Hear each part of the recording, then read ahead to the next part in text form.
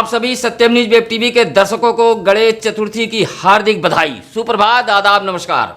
UP के भदोही जिले की तमाम छोटी बड़ी खबरों को लेकर आपके बीच हाजिर हूं मैं नसीर कुरैशी। आइए सत्यम न्यूज वेब टीवी के सत्य सवेरा बुलेटिन से करते हैं आज शनिवार की फटाफट खबरों से शुरुआत। भदोही शहर कोतवाली इलाके के धौरारा पुलिस चौकी अंतर्गत तुलसीचक गांव में दूसरे दिन भी पुलिस जांच के लिए धमकी है। पुलिस क्षेत्राधिकारी भूषण वर्मा संग क्राइम ब्रांच टीम व शहर कोतवाली पुलिस भी मौजूद रही। ग्रामीणों की सूचना पर पुलिस उस स्थान पर भी गई जहां चक मुरली नदी में किशोरी का शव मिला था। शुक्रवार को उसी स्थान पर जली हुई घास व रस्सी देखी गई। इसी तरह मौके वारदात से कुछ ही दूरी पर उस ईंट भट्टे पर भी पुलिस टीम पहुंचकर जांच पड़ताल की। ग्रामीणों ने वहां एक लालटेन व एक कपड़े का टुकड़ा भी दिखाया है। भारी पुलिस बल के साथ चकमुरली नदी सहित ईंट भट्टा के समीप बड़ी तादाद में ग्रामीण भी मौजूद रहे। पुलिस ने बारीकी से जली हुई घास का निरीक्षण किया और कैमरे में कैद भी किया। साथ ही ईंट भट्टे पर कई लोगों से पूछताछ भी की। किशोरी के गायब होने के बाद से ही लोग ईंट भट्टा संचालक सहित 2 लोगों पर आरोप लगा रहे हैं।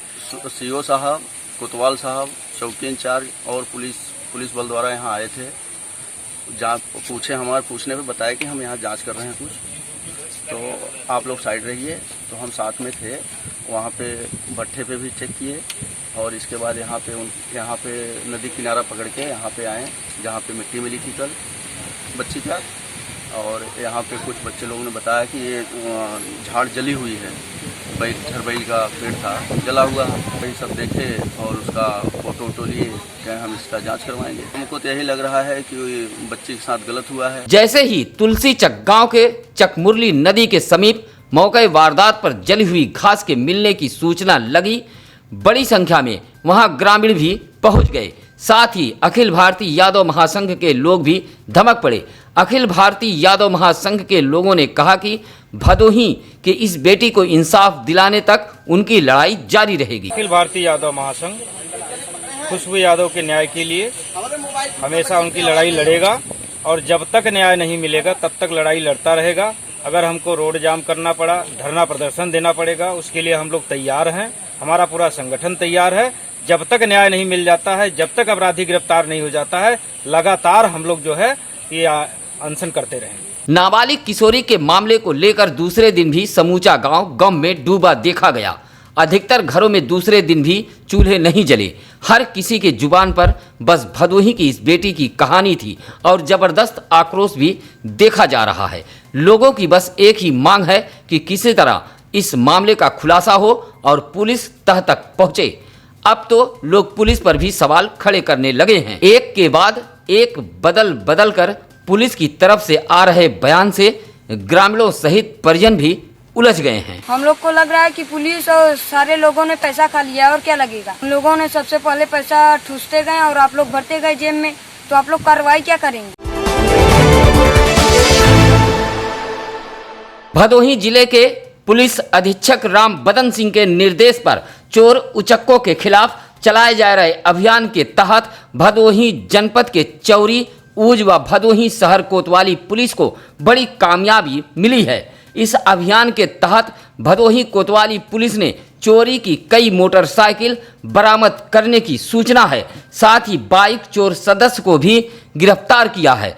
चोरी की यह बाइकें भदोही शहर से ही बरामद की गई हैं। इस अभियान में कस्बा, रजपुरा व धौरारा पुलिस चौकी के इंचार्ज शामिल रहे। इसी तरह चौरी क्षेत्र में उप निरीक्षक राम प्रवेश सिंह द्वारा 5 लीटर अवैध देसी शराब के साथ चौरी के गोलापार निवासी बुल्लू सरोज को गिरफ्तार किया है। इसी तरह ऊस थाना क्षेत्र के उप निरीक्षक राम दरस द्वारा अखिलेश गिरी व जालंधर मौर्य को अकोड़ा से गिरफ्तार किया है। उनके कब्जे से 260 ग्राम चांदी के आभूषण बरामद किए हैं।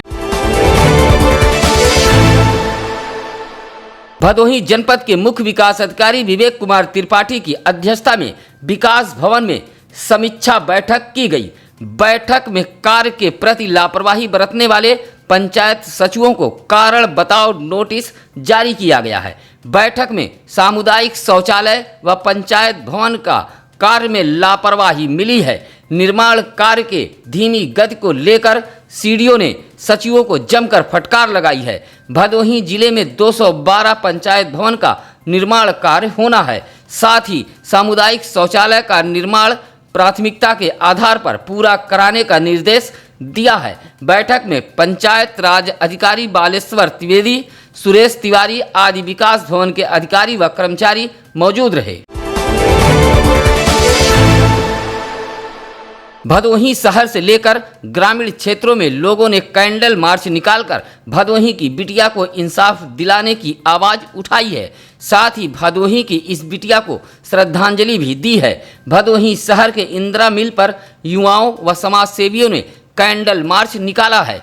आपको बता दें कि तुलसी चक गांव की बिटिया को इंसाफ दिलाने के लिए कैंडल मार्च निकालकर जहां श्रद्धांजलि दी गई है, वहीं हाथों में कैंडल लेकर घूम घूम कर इंसाफ दिलाने की आवाज उठाई है। इसी तरह मर्याद पट्टी एकमा तिराहे से अजमुल्ला चौराहे तक लोगों ने कैंडल मार्च निकाला है। वहीं भदोही विकासखंड के ग्राम सभा लखनपुर उर्फ अभियनपुर में जय जवान जय किसान शहीद स्मारक गेट पर कैंडल मार्च निकाला गया। भदोही की बिटिया को इंसाफ दिलाने के लिए लोगों ने जमकर नारेबाजी भी की। भदोही जिले के औराई थाना इलाके के मुक्तापुर में 7 नवंबर 2016 में एक परिवार पर हुए हमले पर बड़ा फैसला आया है। इस फैसले में जिला एवं सत्र न्यायालय ने अरुणोदय पांडे, शशांक पांडे, अमितेश पांडे और आशीष पांडे को उम्र कैद की सजा सुनाई है। साथ ही जुर्माना भी लगाया है। आपको बता दें कि रामप्यारे विश्वकर्मा ने आरोप लगाया था कि वह घर के लोगों के साथ खेत में काम कर रहा था, तभी यह लोग लाठी डंडा लेकर पहुंचे और गाली गलौज देते हुए आशीष पांडे ने ललकारा, जिससे सभी घायल हो गए। इसी मामले को लेकर दोनों पक्षों को सुनकर जनपद न्यायाधीश अनिल कुमार की अदालत ने दोषियों को उम्र कैद और जुर्माने की सजा सुनाई है। अभियोजन पक्ष से बहस जिला शासकीय अधिवक्ता दिनेश पांडे और एडवोकेट तेज बहादुर यादव ने की थी। भदोही जिले के शहर कोतवाली इलाके के हरिपट्टी नहर पुलिया पर कुछ लोगों ने बाइक सवार को मारपीट कर घायल कर दिया है। इस संबंध में कोचिया गांव निवासी मोहम्मद रियाज ने भदोही कोतवाली में तहरीर देते हुए कहा कि वह मोड़ बाजार से दवा लेकर बाइक से अपने घर जा रहा था। साथ में सलामत नामक साथी भी मौजूद था। तभी रास्ते में नहर पुलिया के समीप कुछ लोगों ने रोककर उसकी पिटाई कर दी, जिससे रियाज को गंभीर चोटें आई हैं। वहीं सलामत मामूली रूप से घायल हुआ है। इस मारपीट से इलाके में हड़कंप मच गया। सूचना मिलते ही मोड़ चौकी इंचार्ज मौके पर पहुंचे और मामले को किसी तरह शांत कराया। आरोप है कि मारपीट में बाइक भी क्षतिग्रस्त हुई है। प्रदेश में किसानों को हो रही यूरिया किल्लत का आरोप लगाते हुए कांग्रेसियों ने शुक्रवार को भदोही जिला मुख्यालय पर धरना व प्रदर्शन किया। साथ ही एक ज्ञापन जिला अधिकारी को सौंपा है। कांग्रेस जिला अध्यक्ष के नेतृत्व में पहुंचे दर्जनों कार्यकर्ताओं ने जिला मुख्यालय डीएम कार्यालय के सामने प्रदर्शन किया है। कांग्रेसियों ने कहा कि यूरिया खाद की कमी के कारण खाद की कालाबाजारी होने लगी है, जिससे किसानों को दिक्कतों का सामना करना पड़ रहा है। ऐसे समय में सरकार को सहकारी समितियों एवं खुले बाजार में भरपूर मात्रा में यूरिया उपलब्ध कराना चाहिए। आज हम लोग जिला अध्यक्ष देवनारायण यादव जी के नेतृत्व में जिले में जो यूरिया की कालाबाजारी चल रही है, उसी के संदर्भ में हम लोग आज मिले और डीएम साहब को सारी जानकारी दी। और डीएम साहब ने हम लोग को आश्वस्त किया कि आप लोग बताएं कि कहाँ ऐसी कालाबाजारी है, हम उसकी जांच कराएंगे, छापा मरवाएंगे और आवश्यकता पड़ने पर उस व्यक्ति के खिलाफ उचित कार्रवाई करके उसको जेल भेजने का भी काम जिलाधिकारी महोदय द्वारा किया गया। इसे विभागीय उदासीनता कहें या फिर भदोही रेलवे स्टेशन पर सक्रिय टिकट दलालों की करतूत, लेकिन मामला चाहे जो भी हो, तकनीकी खराबी का बोर्ड चस्पा कर भदोही रेलवे स्टेशन के आरक्षण केंद्र को बंद कर दिया गया है, जिससे यात्रियों को मायूस होकर बैरंग लौटना पड़ रहा है। तत्काल टिकट के लिए यात्री रात से ही कतार में खड़े हो जाते हैं, लेकिन सुबह उन्हें निराशा ही हाथ लगती है। जबकि यात्रियों का आरोप है कि यह सब टिकट दलालों की मिली भगत से हो रहा है। वाराणसी जंघई रेल मार्ग के भदोही रेलवे स्टेशन के आरक्षण केंद्र की हालत बेहद खराब है। स्टेशन के कायाकल्प के नाम पर तो करोड़ों रुपए खर्च कर दिए गए, लेकिन भदोही रेलवे स्टेशन पर टिकट दलाल हावी हैं और यात्रियों को टिकट के लिए भटकना पड़ रहा है। भदोही जिले में आंधी बारिश से गरीबों का आशियाना गिरने का सिलसिला थमने का नाम नहीं ले रहा है।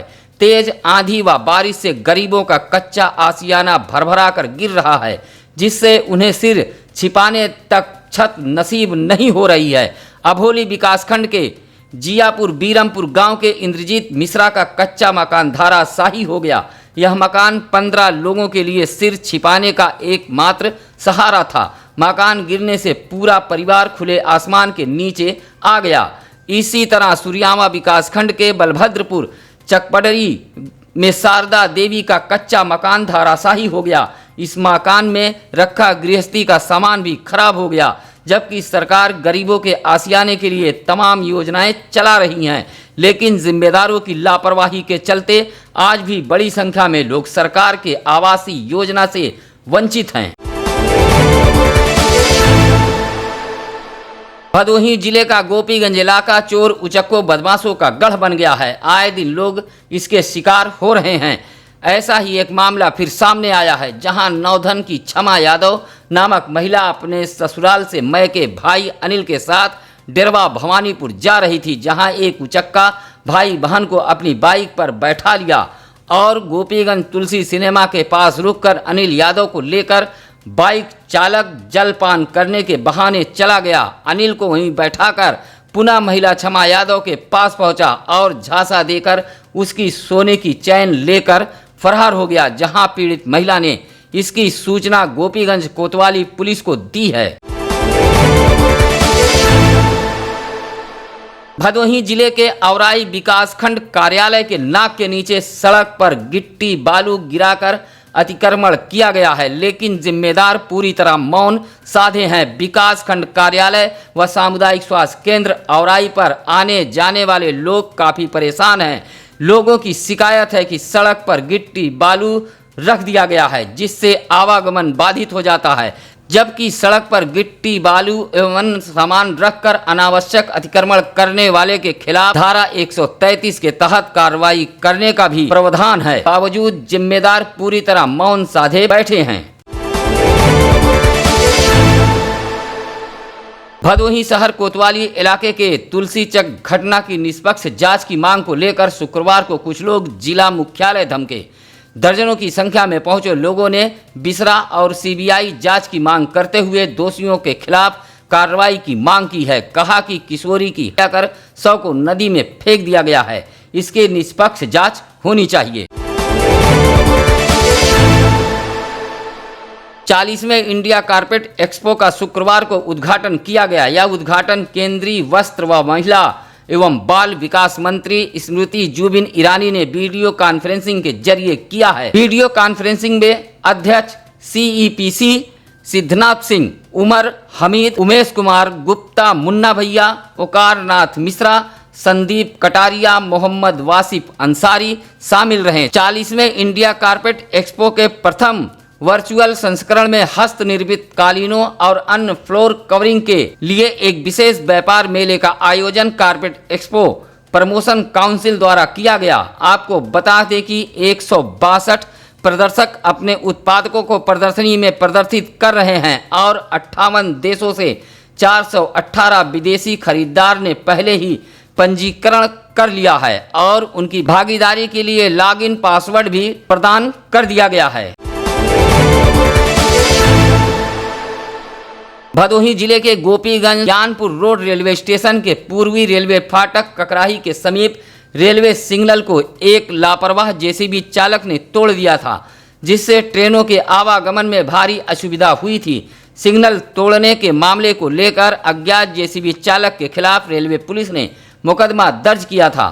चर्चा है कि यह जेसीबी चालक नगर पालिका गोपीगंज का है, लेकिन नगर पालिका परिषद गोपीगंज भी पुलिस का कोई सहयोग नहीं कर रही है और जेसीबी चालक फरार बताया गया है, जिसकी तलाश रेलवे पुलिस सरगर्मी के साथ कर रही है। जबकि रेलवे पुलिस का कहना है कि इस पूरे मामले में नगर पालिका परिषद गोपीगंज भी कोई सहयोग नहीं कर रहा है। भदोही जिले के गोपीगंज कोतवाली इलाके के सुजातपुर गांव में लगभग 3 हफ्ते पूर्व पिता की हुई मौत के बाद 5 भाइयों के बीच संपत्ति बंटवारे को लेकर कहासुनी व मारपीट हुई है।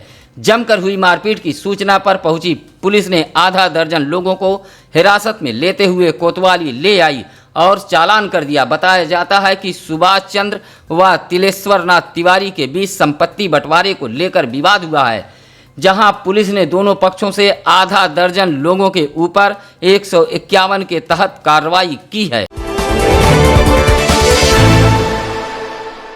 भदोही जिले के ऊज इलाके के बीरमपुर सुकुलपुर मार्ग पर अकोड़ा गांव में बना जच्चा बच्चा कल्याण उपकेंद्र पानी से घिर गया है। बारिश के पानी से उपकेंद्र घिरा होने के कारण महिलाओं को आने जाने में भारी कठिनाइयों का सामना करना पड़ रहा है। साथ ही उपकेंद्र पर बाउंड्री वाल भी नहीं है, जिससे बेखौफ लोग उपकेंद्र की भूमि पर अतिक्रमण कर रहे हैं। सीमावर्ती क्षेत्र होने के कारण यहाँ के लोगों को स्वास्थ्य सेवाओं का लाभ भी सही से नहीं मिल पा रहा है। अपना दल यस के प्रदेश सचिव डीएम सिंह गहरवार भदोही जिले में जनता से जुड़ने का एक नया तरीका इजाद किया है। चाय चौपाल के माध्यम से ग्रामीणों से मुखातिब हो रहे हैं। इस संबंध में डीएम सिंह ने कहा कि इस तरीके से आम जन से जुड़कर उनके सुख दुख का भागीदार बना जा सकता है और जनता की समस्याओं को सुनकर उनकी समस्याओं का समाधान कराया जा सकता है। उन्होंने कहा कि सप्ताह में 2 दिन आम नागरिक की तरह लोगों के बीच जाकर उनके सुख दुख में शामिल होंगे। इसी तरह का एक चाय चौपाल दुर्गागंज के ग्राम सभा दयालुपुर, प्रयाग, भवानीपुर, कुडवा आदि क्षेत्रों में लगाया गया। इस मौके पर अंकित पाल आदि मौजूद रहे।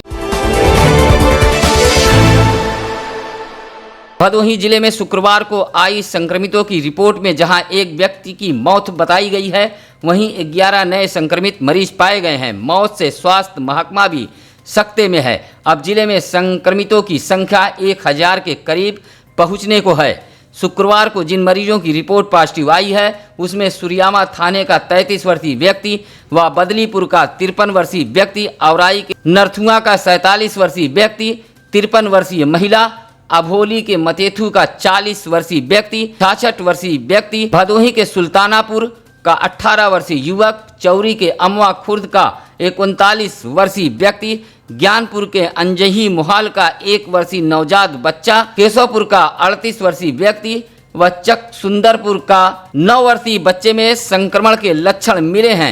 मिले इन संक्रमित मरीजों को चिन्हित करने का कार्य शुरू कर दिया गया है।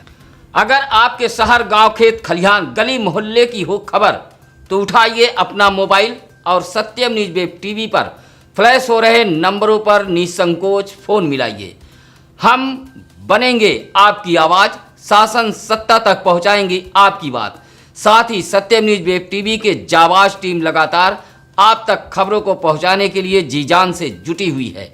अगर आप सत्यम न्यूज वेब टीवी पर अभी नए हैं तो भदोही जनपद की ताज़ा तरीन खबरों को देखने के लिए सत्यम न्यूज वेब टीवी को सब्सक्राइब कीजिए।